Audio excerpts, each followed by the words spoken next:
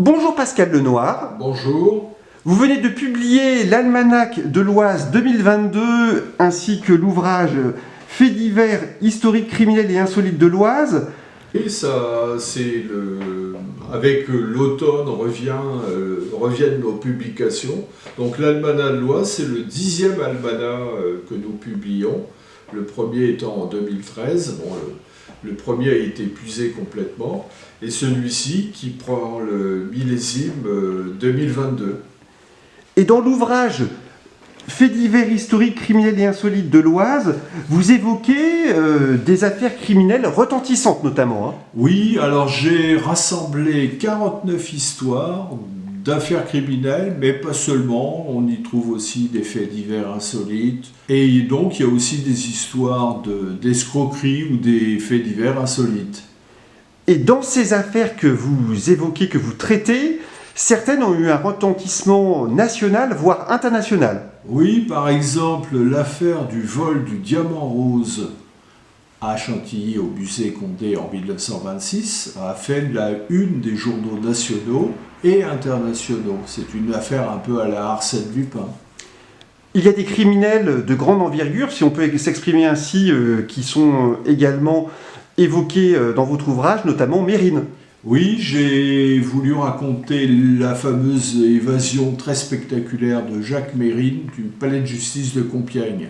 Et j'avais sorti un livre Sorcières, brigands et criminels, et ce livre est dans la continuité de cet ouvrage précédent. Les deux livres montrent que l'Oise a été le théâtre parfois de faits plus ou moins scabreux.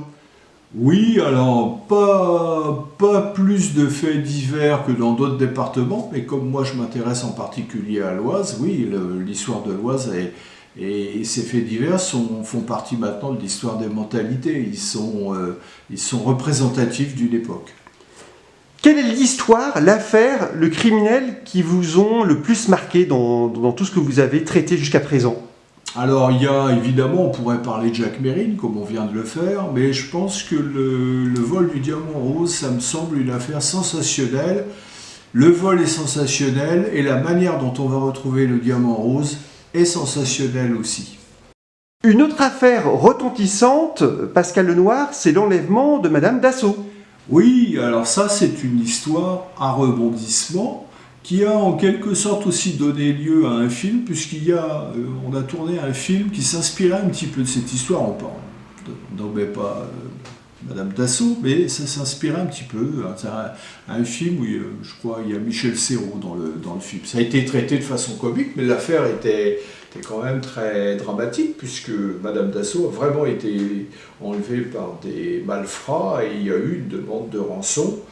N'oublions pas que Marcel Dassault était aussi un homme politique, donc pendant un moment, les forces de l'ordre se sont demandé si on avait affaire à une affaire politique ou une affaire tout simplement de gangstérisme. Vous êtes d'accord, Pascal Lenoir, à travers vos publications, je pense aux almanachs, mais je pense aussi à ces ouvrages, vous sortez de l'oubli des histoires, des affaires, peut-être même des criminels qui ne sont pas si connus que cela aujourd'hui. J'essaie de faire un travail de journalisme du passé. Le journalisme, c'est souvent de commenter l'actualité. Moi, je commente le passé. Et je le rappelle. On peut dire que vous êtes un homme passionné par ce travail sur le passé. Oui, alors je fais ça totalement bénévolement et dans une association à but non lucratif.